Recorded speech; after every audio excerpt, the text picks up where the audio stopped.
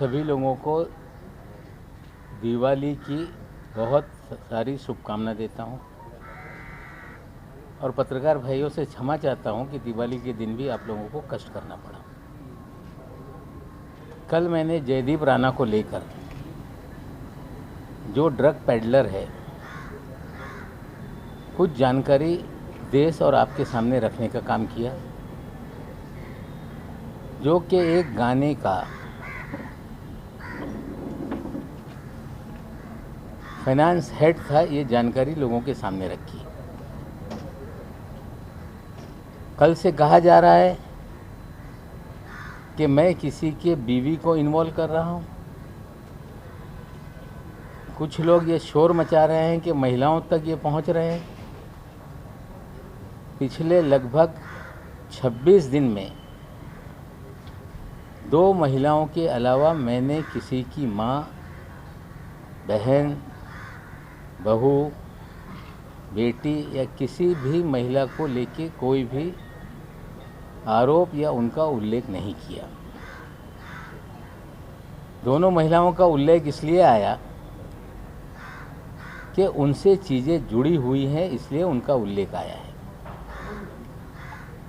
लेकिन जो लोग महिलाओं को लेके सवाल खड़ा कर रहे हैं, हम उनसे पूछना चाहते हैं कि क्या दूसरों की माँ बहनें ये महिलाएं नहीं हैं? कल किरीट सोमैया ने अपने प्रेस कॉन्फ्रेंस में अजीत दादा की माँ का उल्लेख किया, उनकी बहनों का उल्लेख किया। इससे पहले संजय राउत जी की बीवी को ईडी के कार्यालय तक पहुंचाने का काम किया गया। खड़से साहब की पत्नी को ईडी के कार्यालय तक पहुंचाने का काम किया गया। किरीट सोमैया महाराष्ट्र के सम्माननीय मुख्यमंत्री की पत्नी को बार बार उनका नाम लेकर आरोप करते रहे। क्या इनकी घर की महिलाएं महिलाएं हैं और बाकी महिलाएं महिलाएं नहीं? हमें लगता है कि अस्तर जो बीजेपी गिरा रही है, हमने कोई अस्तर नहीं गिराया। ये सीधे लोगों को समझना होगा। कल मैंने जो भी आरोप लगाए, कोई आरोप हमने हवा में किसी पे नहीं लगाया। ड्रग पेडलर गाने का ये फाइनेंस हेड है, ये सवाल हमने खड़े किए थे। और कल देवेंद्र जी ने, जो महाराष्ट्र के विपक्ष के नेता हैं, उन्होंने कुछ मुझ पर आरोप लगाए और उन्होंने एक बात कही कि मैं आरोप लगाने के बाद कभी माफ़ी नहीं मांगता। उन्होंने कहा कि नवाब मलिक के दामाद के घर से गांजा बरामद हुआ। देवेंद्र जी, आपका निकटतम वानखेड़े है, पंचनामा मंगा लीजिए। नवाब मलिक के दामाद के घर से कोई भी आपत्तिजनक वस्तु बरामद नहीं हुई, उसका पंचनामा है और मैं मीडिया के साथियों को पंचनामा साझा कर दूंगा। लेकिन वानखेड़े के कहने से 14 जनवरी के दिन जब मेरे दामाद के घर पे छापामारी कथित कही गई, तब मीडिया बड़े जोर और शोर से रिपोर्टिंग कर रहा था कि नवाब मलिक के दामाद के घर पे छापेमारी है और बड़े पैमाने पे ड्रग मिला। हमें लगता है मीडिया के साथियों को भी गुमराह किया गया और मैं पंचनामा दे देता हूं कि किसी भी प्रकार की रिकवरी हमारे दामाद के घर से नहीं हुई। क्या देवेंद्र जी आप माफ़ी मांगेंगे? देवेंद्र जी, आपने कहा कि चार्जशीट को कमज़ोर करने के लिए नवाब मलिक वानखेड़े पर हमला कर रहा है। आप वकील हैं, वकालत की सनद आपके पास है। आपकी जानकारी है कि नहीं मुझे पता नहीं। एनडीपीएस एक्ट में 6 महीने के भीतर चार्जशीट फाइल करनी होती है और सजलानी और समीर खान वाले मामले में ऑलरेडी चार्जशीट फाइल है। तो ये आपका आरोप कि मैं केस को कमज़ोर करने के लिए आरोप लगा रहा हूँ, क्या इसके लिए आप माफ़ी मांगेंगे? देवेंद्र जी, आपने कहा कि नवाब मलिक को इससे पहले मंत्री पद से इस्तीफ़ा देना पड़ा। हाँ, मैंने इस्तीफ़ा दिया था। उस पर सावंत कमीशन बैठा था, कमीशन की रिपोर्ट आई, विधानसभा में चर्चा हुई और उस विधानसभा की चर्चा में मैंने कहा कि एक बार नहीं 100 बार मैं इस्तीफ़ा देने के लिए तैयार हूं, अगर जनता के हित में कोई इस्तीफ़ा देना पड़े तो। मुझ पे आरोप लगाए गए कि माहिम स्थित जरीवाला चाल में भ्रष्टाचार हुआ है और कमीशन बैठाया गया, लोक आयुक्त की जांच बैठाई गई। मुझ पे आरोप ये लगाया गया कि नवाब मलिक ने कोर्ट के ऑर्डर को डिफाई किया है, कंटेम किया है, कोर्ट के आदेश का अवहेलना की है।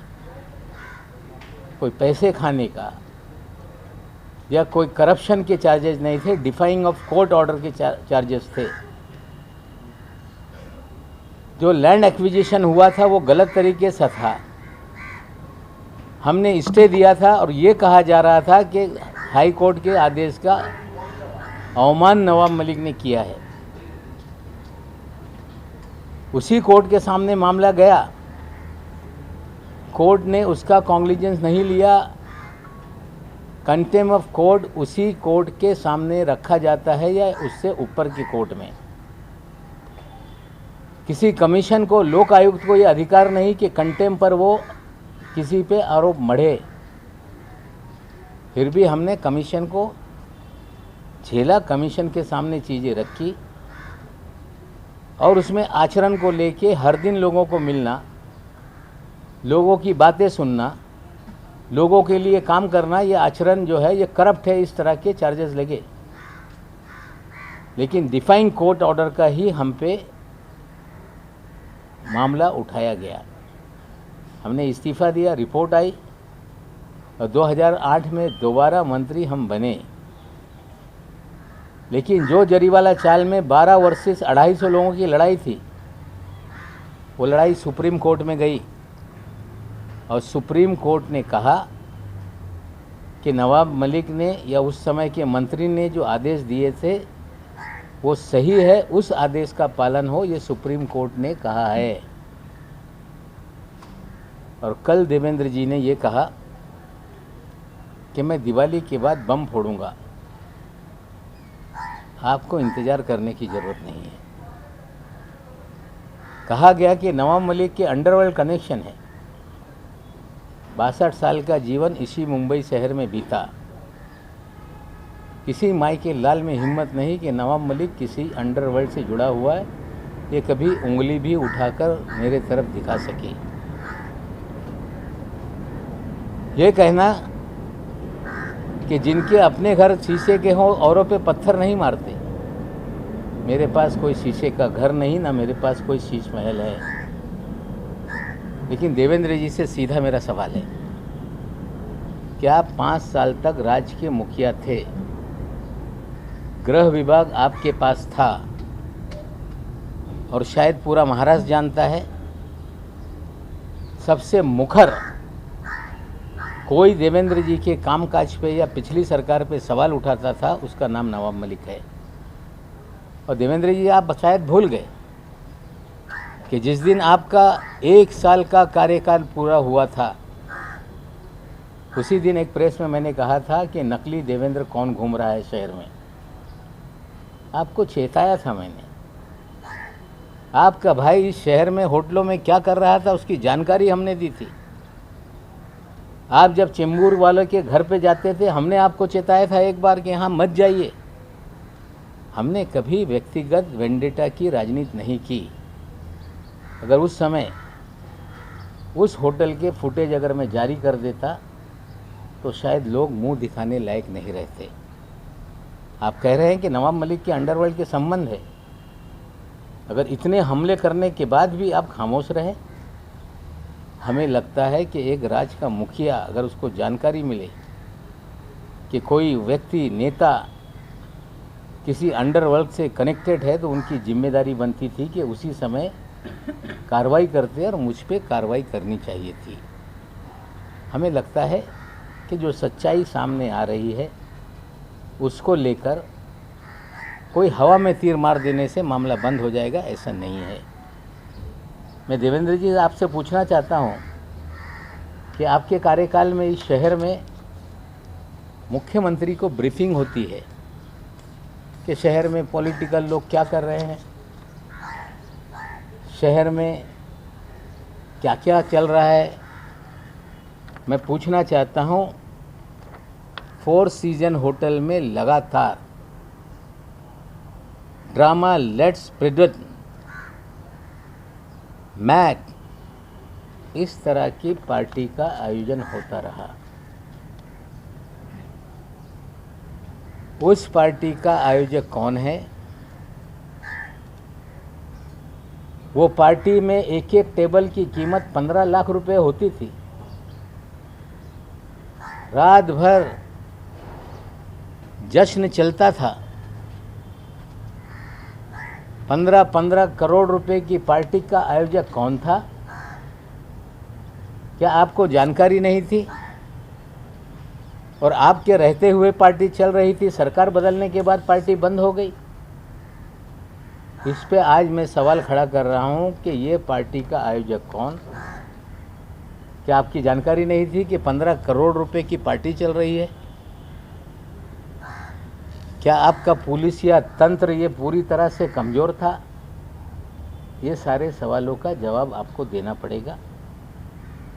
और ये कहना कि वानखेड़े पर दबाव मैं इसलिए बना रहा हूं कि दामाद का केस हल्का हो जाए, 8.5 महीने तक उस मामले पे कभी मैंने कोई भी वक्तव्य नहीं किया। लगातार आप लोग बोलते रहे कि इनका दामाद ड्रग के केस में बंद है, लेकिन कोर्ट ने जमानत दी। पिछले महीने की 13 तारीख को वो ऑर्डर सामने आई, उसे फंसाया गया, ये साफ है। न्यायालय में लड़ाई चल रही है, वो अपनी लड़ाई लड़ेंगे।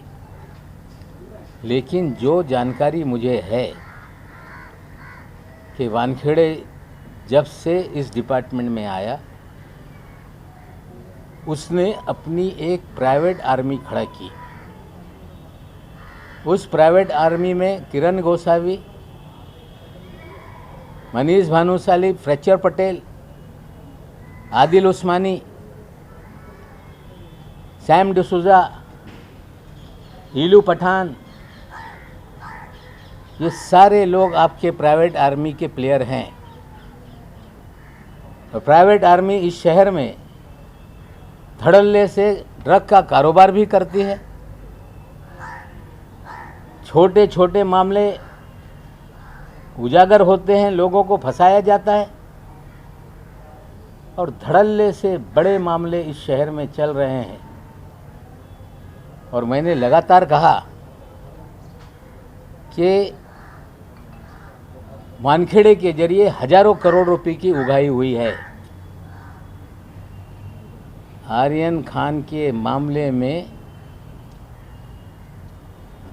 जो साली का बयान है कि 18 करोड़ की डील हुई थी, 8 करोड़ रुपया वानखेड़े के लिए मांगा गया था। सैम डिसूजा सामने आ गया है, वो कह रहा है कि इस तरह की डील थी। सैम डिसूजा भी इनके प्राइवेट आर्मी का ही प्लेयर है। इतने दिन से सैम डिसूजा का नाम चर्चा में है, वो कभी सामने नहीं आया। इसे भी सिखा के समझा कर भेजा गया, और वो कह रहा है कि एनसीबी के लोग उसमें नहीं थे। तो एनसीबी के कार्यालय में किरण गोसावी क्या कर रहा था? एनसीबी के डायरेक्टर के पीछे पोर्ट पे किरण गोसावी कैसे खड़ा था? कैसे 13 लोगों की तस्वीरें चिन्हित करने के लिए सभी को बांटी गई थी? किस तरह से डीजी एनसीबी कह रहे थे 3 तारीख की रात में कि देश के इतिहास में पहली बार मिड समंदर में एक कार्रवाई हुई है। दावा किया जा रहा था कि 15 दिन से प्लानिंग चल रही थी। पूरा फर्जीवाड़ा ये जो है ये वानखेड़े रच रहा था। हमने पहले दिन से गोसावी पे सवाल खड़े किए, भानुशाली पे सवाल खड़े किए, हमने फ्लेचर पटेल पे सवाल खड़ा किया, हमने 3 लोगों को क्यों छोड़ा ये सवाल खड़ा किया, लेकिन हर बार सत्यमेव जयते कर कर भागने लगे। ये फर्जीवाड़े का खेल ये छोटा मोटा नहीं। 15 of 2020 एक केस समीर वानखेड़े के आने के बाद एनसीबी ने दर्ज किया है। उसी केस में सारा अली खान को हाजिर कराया गया। उसी केस में श्रद्धा कपूर को बुलाया गया। उसी केस में दीपिका पादुकोण को बुलाया गया। सारी फिल्म इंडस्ट्री को 15 of 2020 की केस में बुलाया गया।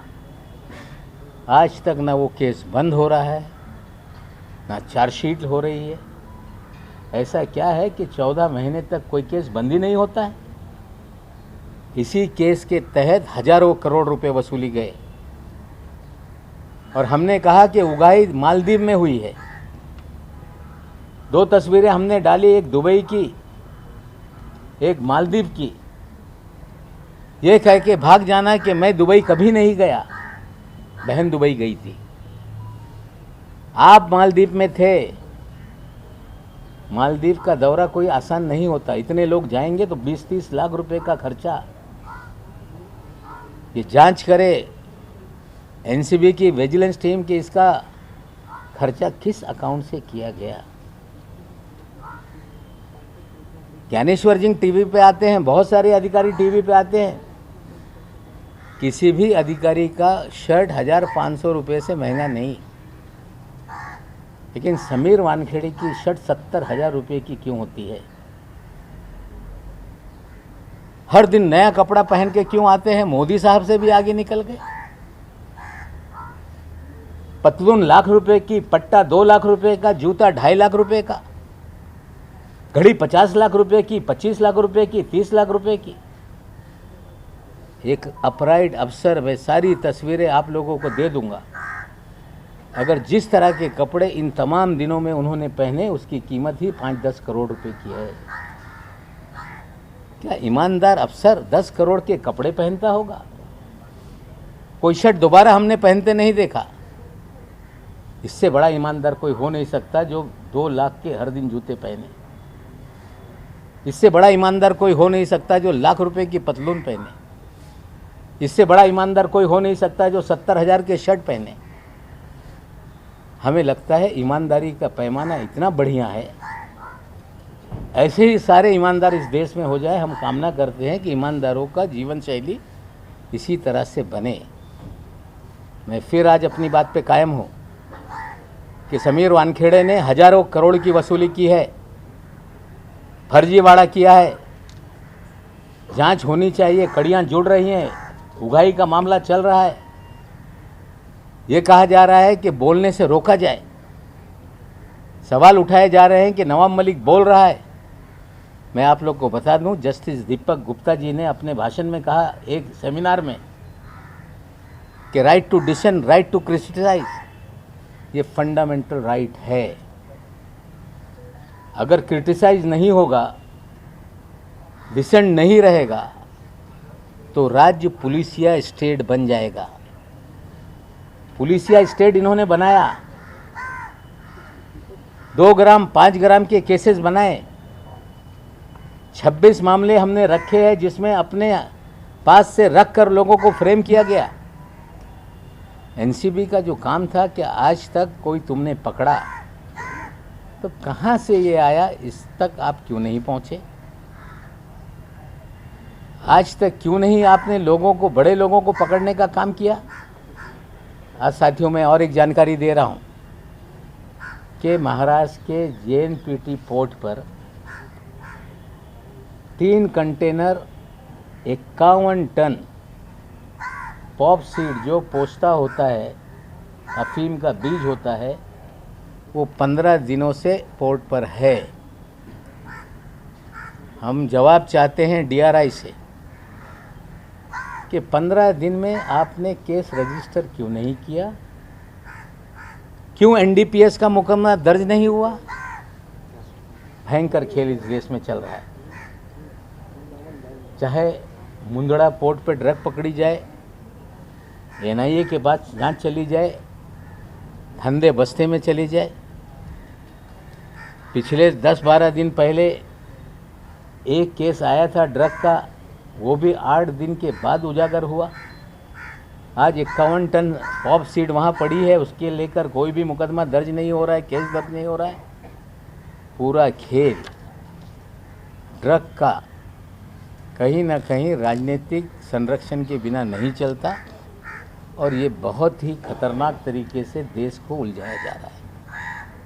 ड्रग पूरी तरह से ख़त्म हो, हम साथ में लोगों के हैं, लेकिन अगर राजनीतिक संरक्षण में ड्रग का धंधा चलेगा, जिनको ड्रग रोकने के लिए जिम्मेदारी दी जाएगी वही ड्रग का धंधा करवाएंगे, प्राइवेट आर्मी बना के उगाही करेंगे, ड्रग बेचने के लिए लोगों को खुला छोड़ेंगे, तो हमें लगता है लोगों को इसके लिए खड़ा होना पड़ेगा। दूसरी एक घटनाक्रम और हुआ है।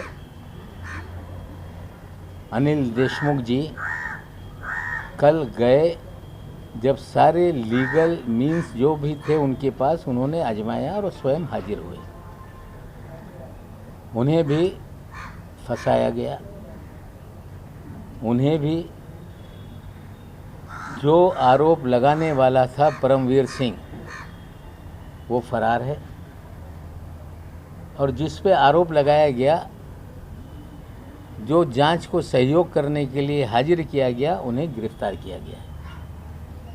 ये सारी कार्रवाई राजनीति से प्रेरित है, सरकार को बदनाम करने के लिए है, नेताओं को डराने के लिए है।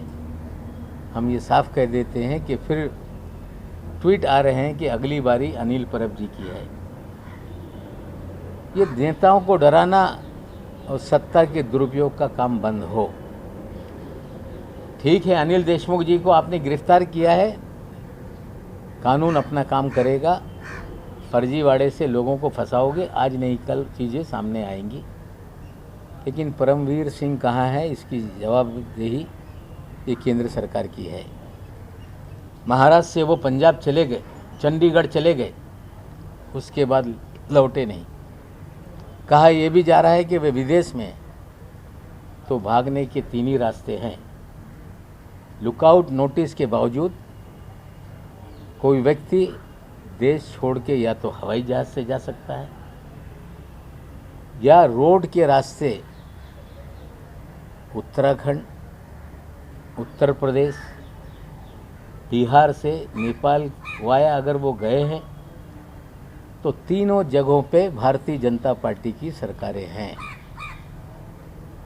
क्या अन्य लोगों की तरह भी परमवीर सिंह को भगाया गया, उनके जरिए झूठे आरोप लगा के सरकार को बदनाम करने का काम किया गया? इसका भी जवाब लोगों को, बीजेपी को देना होगा।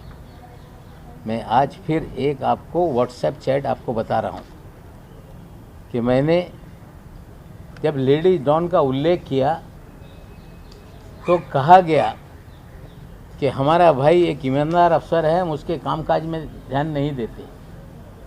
मैं आपको एक व्हाट्सएप चैट अभी शेयर करता हूँ, जिसमें एडवोकेट जैस्मिन वानखेड़े,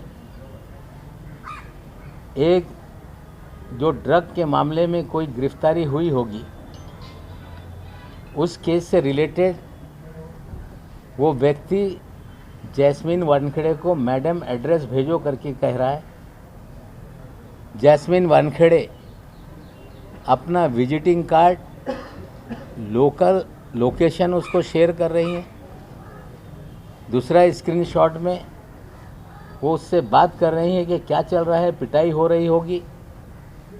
अगर एक अपराइट अफसर, उसकी बहन वकील है, तो किस तरह से जिन्हें एक्यूज बनाया जाता है उससे संवाद करती है। मैं फिर कह रहा हूं कि प्राइवेट आर्मी का खेल था। उगाही के धंधे में ये सारे प्राइवेट आर्मी के लोग थे और लेडी डॉन भी इस धंधे में शामिल थी। मैं आज फिर कह रहा हूं, निश्चित रूप से महाराष्ट्र मुंबई की पुलिस जांच कर रही है। वानखेड़े भाग रहे हैं कि मुकदमा मामला सीबीआई को दे दो, एनआई को दे दो। वानखेड़े भाग रहे हैं कि नवाब मलिक को बोलने पे रोक लगाई जाए।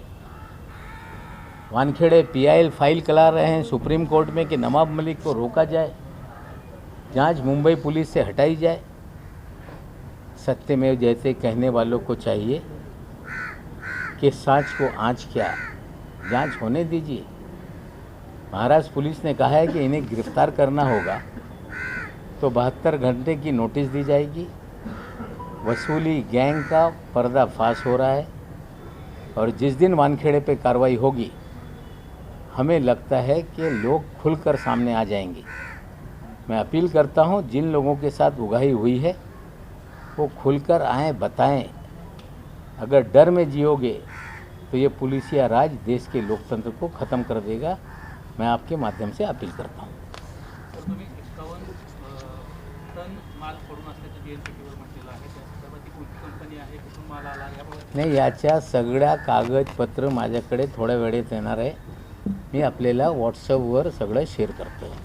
सर, आपने बहुत सारी चीज़ें कही, एक एक चीज़ों को सिलसिलेवार तरीके से लेकर। पहला तो आपने केस नंबर 15-20 का कहा, जिसमें अभिनेत्रियों को बुलाया गया। किस आधार पे कह रहे सर, उसमें क्या क्या हुआ, अगर थोड़ा और विस्तार से बता पाए आप। देखिए, ऐसा है, कोई भी मामला आपने दर्ज किया है केस, तो उसका इन्वेस्टिगेशन 13-14 महीने तक क्यों नहीं कंप्लीट हो रहा है। उसी केस में आपने फिल्म जगत के लोगों को बुलाया, ये कह के कि व्हाट्सएप चैट में मिला है, और आज तक उस केस में कोई भी गिरफ्तारी नहीं हुई है। उसी केस की आड़ में उगाही का धंधा है। क्लोज़र या तो कर देते या चार्जशीट लगा देते, लेकिन 14 महीने तक एक मामला खुला हुआ है जिसमें फिल्म वालों को लगातार सम्मन किया जाता है, उगाही की जाती है। इससे बड़ा उदाहरण नहीं हो सकता। सर, आर्थिक की बातें की, हज़ारों करोड़ को उगाही, उसके लिए कुछ सबूत मिल पाए आपको? क्योंकि देखिए, ऐसा है कि अभी तो 18 करोड़ की डील वाला मामला खुल रहा है। 8 करोड़ रुपया वानखेड़े के लिए मांगा गया था, ये बात सामने आ रही है। अगर डील हो रही थी आर्यन को लेके 18 करोड़ की, तो सारे अभिनेता अभिनेत्रियों से डील हुई है। डर के मारे कोई नहीं बोल रहा है। मालदीव में भी उगाही हुई, घर के लोग भी उगाही के धंधे में थे, प्राइवेट आर्मी के सारे लोग उगाही के धंधे में थे। हमें लगता है अभी एक उगाही का मामला जो खुला है, पुलिस उसकी जांच कर रही है, कड़ियाँ खुलेंगी। जो सैम डिसूजा आया था वो भी उनका आदमी था, उसमें एक घूले का उसने नाम लिया है जो बैंकर है। एक और कोई सुनील पाटिल का नाम सामने आया है। मेरी जानकारी है कोई वाघमारे नाम का भी व्यक्ति उसमें है। हमें लगता है कड़ियों से कड़ियाँ जुड़ेंगी तो 18 करोड़ की उगाही का मामला इस्टेब्लिश हो रहा है।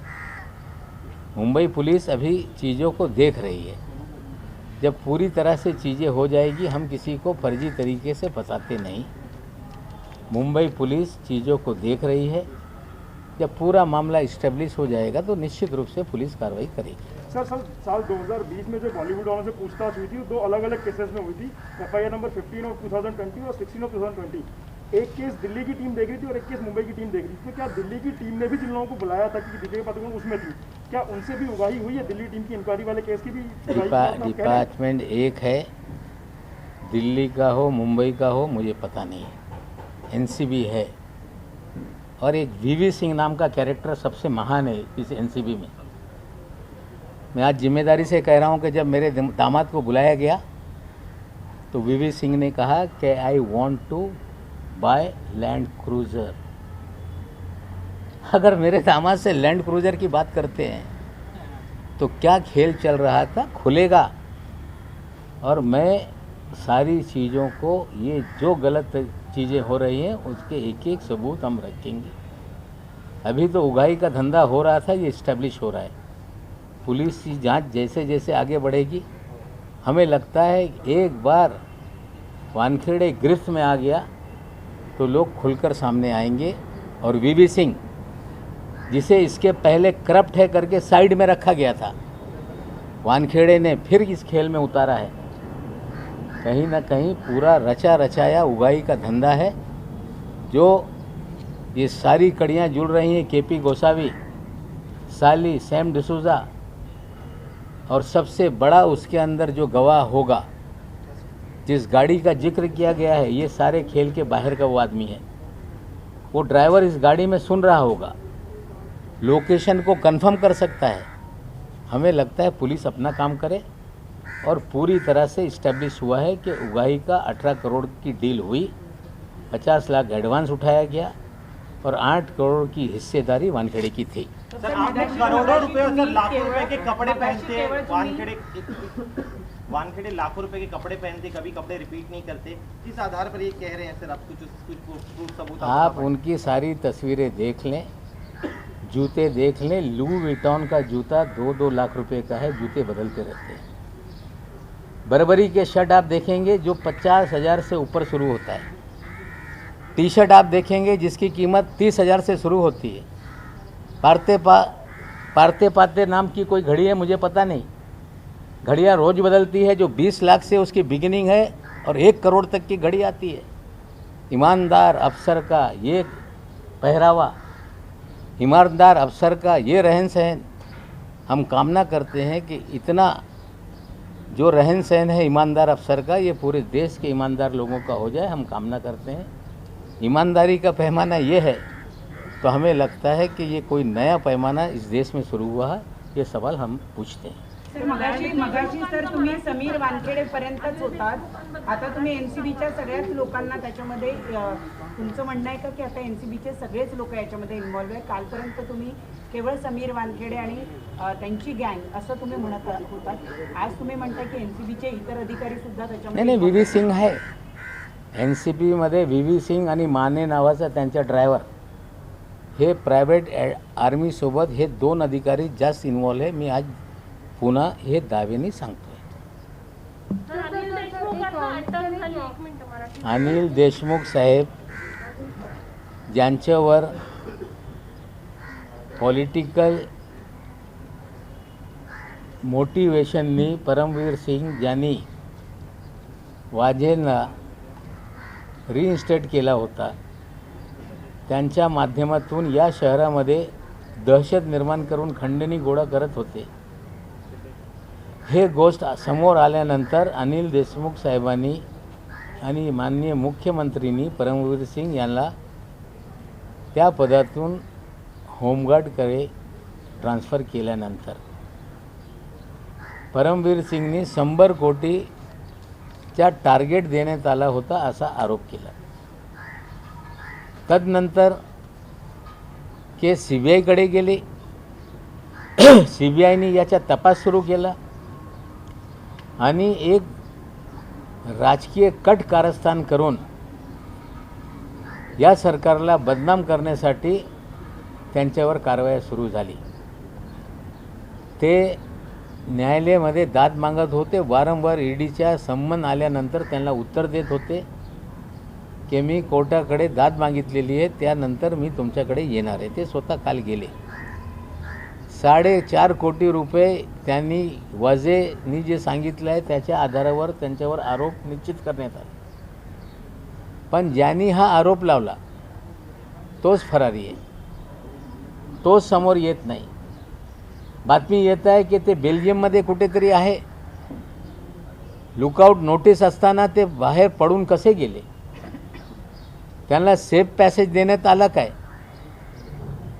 3च मार्ग त्यांना होऊ शकते, एक तरी समुद्रमार्गाने ते गेले असतील, मग ते पण केंद्र सरकारच्या अंतर्गत आहे। हवाई मार्गाने गेले असतील ते पण केंद्र सरकारच्या अंतर्गत आहे, किंवा रोड मार्गाने नेपाळच्या माध्यमातून ते पडून गेले असा सांगण्यात येत आहे। ते मार्ग बिहार असतील, UP असतील, उत्तराखंड असतील, तिन्ही ठिकाणी भाजपच्या सरकार आहे. याच्या उत्तर ते कसे पडून गेले हे जबाबदारी भारतीय जनता पक्षाची आहे. राजकीय सूडबुद्धीने लोकांवर बोगस केसेस निर्माण करताय, लोकांवर दडपण करणे, दबाव निर्माण करणे. जे बंगालमध्ये उद्योग होता तोच उद्योग महाराष्ट्रामध्ये आहे. देवेंद्रजी सांगताय की अर्धा मंत्रिमंडळ हे तुरुंगात जाणार आहे. केंद्रीय यंत्रणा तो CBI असेल, इन्कम टॅक्स असेल, ED असेल, NCB असेल, याचा वापर करून या राज्याला, राज्य सरकारला, महाराष्ट्राच्या नेत्यांना बदनाम करण्याचा कट कारस्थान आहे. यांना कळलं पाहिजे. आमच्या नेत्यांना पण तुम्ही नोटीस पाठवला होता. महाराष्ट्राची जनता पवार साहेबांना नोटीस आल्यानंतर निवडणुकीमध्ये त्याचा उत्तर लोकांनी दिलंच आहे. आणि महाराष्ट्राची जनता उघड्या डोळ्यांनी बघते की भाजप या यंत्रणेचा वापर करून लोकांवर दबाव दडपण कसं निर्माण करते आणि निश्चित रूपाने याच्या उत्तर जनता देईल. सर, इनकम टैक्स की जो ऑफिसर से सर इनकम टैक्स की जो बात की आपने सर डिपार्टमेंट का उन्होंने आज अजीत पवार की 10 करोड़ रुपए की प्रॉपर्टी जो है वो प्रोविजनली अटैच की है. इसमें गोवा का नहीं, देखिए ऐसा है, बेनामी होगी कोई अगर है तो उनको अटैच करने का अधिकार है. लेकिन बेनामी का मतलब ये नहीं होता कि किसी के नाम से नहीं है. कोई ना कोई उसका मालिक होगा. आप ये कह दो कि ये संपत्ति इसकी है, ऐसे नहीं चलता. कोई कारोबारी है, उसकी संपत्ति है. कोई अजीत पवार के ड्राइवर की संपत्ति नहीं, कोई अजीत पवार के नौकर की संपत्ति नहीं. किसी और की संपत्ति आप अटैच करके उस पर ये अजीत पवार की बेनामी संपत्ति है, ये आरोप लगाना उचित नहीं. ये ऐसा नहीं कि भारतीय जनता पार्टी के मंत्रियों के ड्राइवर के नाम पे कोई संपत्ति निकल आई. ये ऐसा नहीं कि कोई बीजेपी के केंद्रीय मंत्री के किचन के कुक के नाम पे संपत्ति निकल आई. हमें लगता है ये बदनाम करने का खेल है. और कोई भी एजेंसी कार्रवाई करती है और उसे हर व्यक्ति को न्यायालय में अपनी लड़ाई लड़नी पड़ती है. भुजबल साहब को लेके भी इसी तरह से हुआ. महाराष्ट्र सदन को लेके आरोप लगाए गए और कोर्ट ने कह दिया कि इसमें कोई भी तरह का करप्शन नहीं हुआ. हमें लगता है डराने का, बदनाम करने का खेल है. हम लोग इस खेल से डरने वाले नहीं हैं. आपके एलिगेशंस के बाद 24 घंटों में अनिल देशमुख को अरेस्ट किया गया. अब अजित पवार की जो बेनामी प्रॉपर्टीज कही जा रही हैं उस पर अटैचमेंट की बात हो रही है. क्या आपको ये पॉलिटिकल वेंडेटा लगता है? देखिए, मेरे आरोप के बाद नहीं है ये सारी कार्रवाई पहले से चल रही है. और पहले दिन से हम अपनी बात पे कायम हैं कि जो खेल बंगाल में शुरू हुआ था वही खेल महाराष्ट्र में है. महाराष्ट्र की सरकार नेताओं को बदनाम करने का. चुनाव से पहले भी ये खेल था. कुछ लोगों पे दबाव बनाया गया, वो पार्टी छोड़कर भारतीय जनता पार्टी में गए. कह रहे हैं कि हमें अब चैन की नींद आती है. और कुछ लोगों पे दबाव बनाया गया, उन्हें मंत्री भी बनाया गया. तो दल बदल कराना, सरकारें गिराना, ये राजनीतिक खेल सारी एजेंसियों के जरिए किया जाता है. लेकिन महाराष्ट्र की सरकार इस सारे खेल से ये डरने वाली नहीं. ना कोई नेता डरेगा. अन्याय हो रहा है, उसके खिलाफ हम लड़ेंगे. सर, आपके पुराने आरोपों पर मुंबई पुलिस की SIT हो या फिर केंद्र की SCT हो, वो जांच कर रही है एक्सटॉर्शन के मामले में. लेकिन आज 15-20 का जो आपने मामला उठाया वो बड़ा आरोप है. क्या उसको लेकर भी अलग से जांच करवाई जाएगी मुंबई पुलिस, या फिर आप मुख्यमंत्री से बात करेंगे? नहीं, देखिए ऐसा, से जुड़ा हुआ है पूरा मामला. देखिए ऐसा है कि जो भी कंप्लेंट हुई है उसको लेके लोग जांच कर रहे हैं. अब प्रभाकर का बयान सामने आया, सैम डिसोजा का बयान सामने आया, गोसावी गिरफ्त में है. और भी नाम, चाहे वो सुनील पाटिल का हो, वाघमारे का हो, सभी नाम धीरे धीरे सामने आ रहे हैं. पुलिस जांच करेगी. जांच करने का मतलब किसी को फंसाना नहीं है. और ये जब बात सामने आ रही है कि 18 करोड़ की डील हुई थी, वो इस्टेब्लिश हो रहा है. जब सारे तार जुड़ जाएंगे तो निश्चित रूप से पुलिस कार्रवाई करेगी. NCBला तुम्ही 2 पत्र लिहिली, त्यानंतर तुम्हाला काही उत्तर आतापर्यंत आलंय का? न्यायालयात तुमची पुढची दिशा काय? हे बघा, असं आहे, NCBला मी पत्र लिहिलं आहे की याला निनावी पत्र म्हणून दुर्लक्षित करू नका. याच्यात गंभीर विषय समोर आलेले आहे. एका पंचांनी सांगितलेलं आहे की नायजेरियन नागरिक यांना बोगस केसमध्ये फसवण्यात आला. ब्लँक पेपरवर सह्या घेण्यात आली. आमचा पुन्हा आग्रह आहे DG NCPला की जे पत्र मी पाठवलेलं आहे त्याची सखोल चौकशी केलीच पाहिजे. निश्चित रूपाने जर ते स्वतः काही करत नसतील तर पुढे पावलं लोक टाकतील. सर आपके खिलाफ आपने जो SC कमीशन होटल की बात की, फोर सीजन होटल की, कि वहाँ पर पार्टी चल रही थी, 15 लाख रुपए में टेबल बुक होते थे. पार्टी करना तो कोई गलत नहीं है. आप कहना क्या चाहते हैं? यानी देखिए 15 लाख का टेबल, क्या आप थोड़ा स्पष्ट कर सकते हैं? नहीं 15 लाख का टेबल हमने तो कभी जीवन में सुना नहीं. वो पार्टियां लगातार चलती रही और भी डिटेल उस पार्टी के बारे में हम देंगे. कभी कोई इस शहर में 15 लाख रुपए का कोई टेबल बुक होते हुए पार्टी मैंने नहीं सुनी थी. कहीं ना कहीं इन पार्टियों में ड्रग का खेल चल रहा था. थँक्यू. आणि त्या व्हिडिओ संदर्भात बोलला, CCTV देखील तुमच्याकडे प्रश्न बोलला होता, तर ते तुम्ही समोर आणणार आहात का? जर अशा पद्धतीने एवढ्या मोठ्या प्रमाणात दिवसाला 15 कोटींपेक्षा जास्त जर व्यवहार होत असतील त्यावेळेस ते नाही बघा असं आहे, एक CCTV जेव्हा हॉटेलमध्ये काही लोक बसून काही उद्योग करत होते, मी जेव्हा देवेंद्रजीचा 1 वर्ष पूर्ण झाला होता त्यावेळी मी प्रश्न उपस्थित केला होता, हा तोत्या फडणवीस कोण आहे. आम्ही त्यांना सावध केला होता की हे योग्य नाही.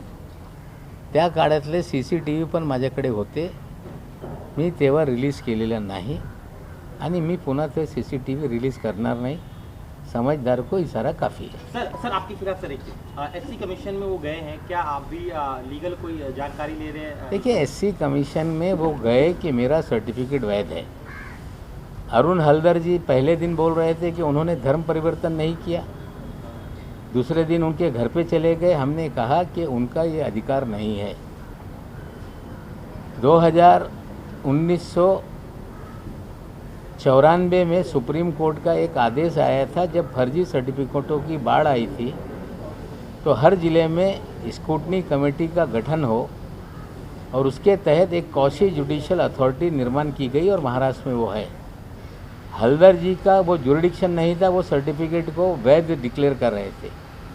वो भी जिस पे आरोप लग रहा था उसके घर जाके कल ये गए. वहाँ पे सापला जी पूर्व केंद्रीय मंत्री जो SC कमीशन के चेयरमैन हैं, उनको कागजात उन्होंने सौंपा है और उन्होंने स्पष्ट कर दिया कि मैं महाराष्ट्र की सरकार को भेजूंगा.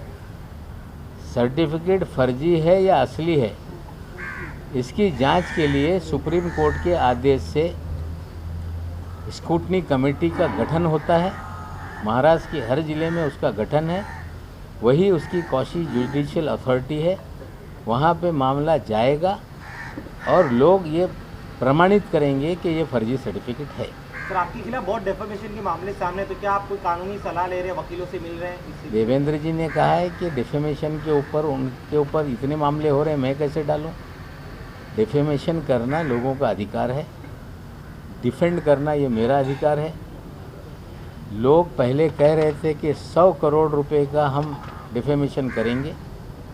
2 लोगों ने, दरेकर ने और एक व्यक्ति ने दावा किया कि 100 करोड़ का डिफेमेशन होगा, लेकिन आज तक वो मुकदमा दर्ज नहीं हुआ क्योंकि 10 करोड़ रुपए भरने पड़ते हैं. हाँ, क्रिमिनल डिफेमेशन के मामले लोगों ने नोटिस भेजी है.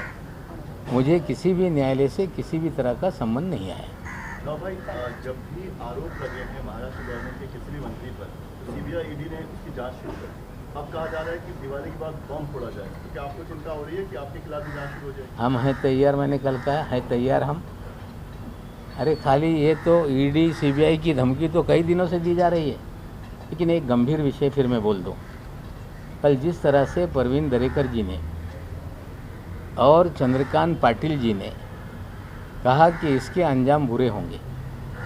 अभी तक तो धमकियां राजस्थान से आ रही थी, अब सीधे महाराष्ट्र BJP के अध्यक्ष, विरोधी पक्ष नेता धमकी दे रहे हैं कि अंजाम बुरे नहीं होंगे. ठीक है, राजनीतिक लड़ाई के अंजाम बुरे होंगे, हमें कोई डर नहीं. कोई आप दुरुपयोग करके मुझे जेल में डाल दो, उसका मुझे डर नहीं. लेकिन मेरे भाई बहन, पोता पोती, नाती भतीजे, इन सभी लोगों के बारे में लोग जानकारी हासिल कर रहे हैं कि 4 साल का बच्चा कहाँ पढ़ता है, अगर ये परिवार के सदस्य को किसी भी तरह का नुकसान हुआ तो इसकी पूरी जिम्मेदारी चंद्रकांत पाटिल और दरेकर की होगी। Thank you. नमस्कार, मैं हूं मानक गुप्ता। अगर आपको हमारा ये वीडियो पसंद आया हो तो इसे लाइक और शेयर जरूर करें, और हाँ, हमें सब्सक्राइब और फॉलो करना ना भूलें ताकि आप देश और दुनिया की कोई खबर मिस ना करें। तो जुड़े रहिए हमारे साथ और देखते रहिए News 24।